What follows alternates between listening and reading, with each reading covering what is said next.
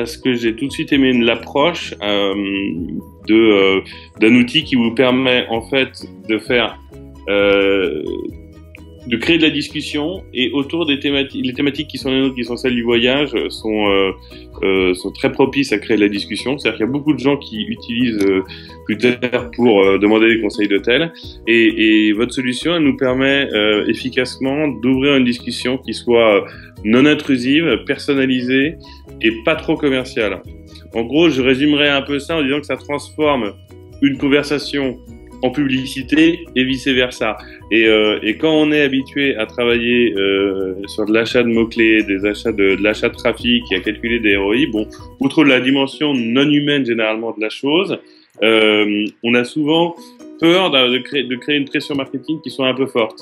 Et là, ben, en fait, ça nous donne la possibilité d'intervenir uniquement au bon moment. Ce qui veut dire que par rapport, je pense à tous les types de promotions qu'on puisse faire, c'est celle qui est la plus pertinente. Et donc, parce qu'en fait, elle n'est pas directement promotionnelle. Évidemment, la manière dont ça marche, c'est que tous les matins, on regarde les listes de tweets qui éventuellement concernent des gens qui cherchent des hôtels de luxe comme ceux qu'on vend, et on va intervenir. Mais on va pas du tout mettre une pression, relancer, demander des choses. On va vraiment être très léger et extrêmement pertinent, parce que généralement ce sont des gens qui demandent des conseils pour une ville ou des conseils pour un moment, donc enfin un moment de l'année.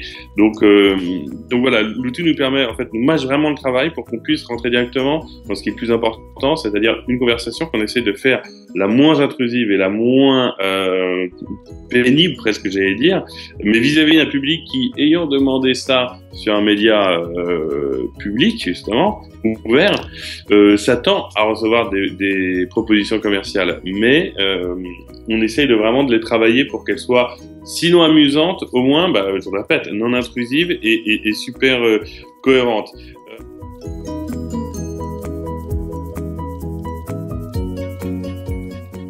Le KPI, c'est aussi l'un des bénéfices de la plateforme. C'est le KPI, pour moi, le plus important, c'est effectivement le retour, et puis le nombre de liens cliqués.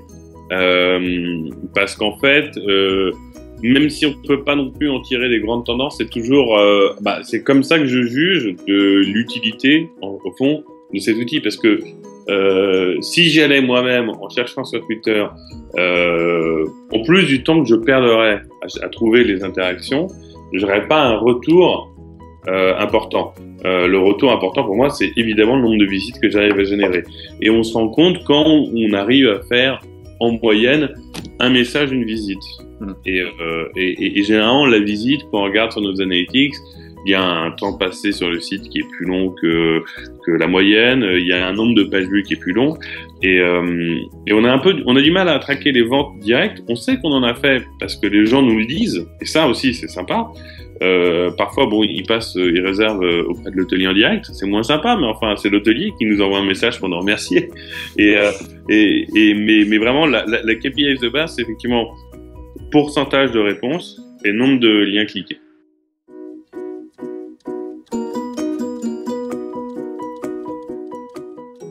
C'est un outil qui me plaît, et je pense que c'est un service qui a une vraie valeur ajoutée pour les clients. Donc, au-delà même du pur ROI, je dirais que d'avoir la capacité de pouvoir générer de la conversation, c'est intéressant. Et je pense que, étant donné mon ratio de nombre de clics et de visites, mon ROI est bon, parce que la solution reste quand même relativement bon marché. Ensuite, la ressource qui s'en occupe, et ben l'intérêt aussi de l'outil, c'est qu'il fait ça très, très vite. La personne qui fait ça très vite, c'est-à-dire, je pense que ça lui prend peut-être 1h30 tous les matins pour regarder toutes les conversations et y répondre. Et comme on travaille beaucoup avec les pays anglo-saxons, en fait, c'est souvent d'une journée sur l'autre, parce que nous, le public qui est pour nous le plus intéressant, c'est le public anglo-saxon. C'est celui qui demande le plus d'avis sur les hôtels et qui est le plus susceptible de réserver. Donc en fait, tous les tweets sont crawlés la nuit, ce qui fait que le matin, il y a 1h30, 2 heures de tri, de réponses. Et après, comme tout est dans la machine, du coup, ça va très très vite. Le reste de temps de gestion est peut-être d'un quart d'heure, 20 minutes par jour. Donc en fait, 2 heures par jour d'une ressource, c'est pas énorme. Vraiment, la personne qui s'en occupe est entraînée et maintenant sait répondre, utilise l'outil pour utiliser les réponses déjà formatées, essaie toujours d'être personnalisé. Et puis l'avantage des 140 caractères en limite, c'est qu'on peut pas non plus en dire trop. Et un petit lien, un smiley et un appelez-nous à tel numéro si vous voulez en savoir plus.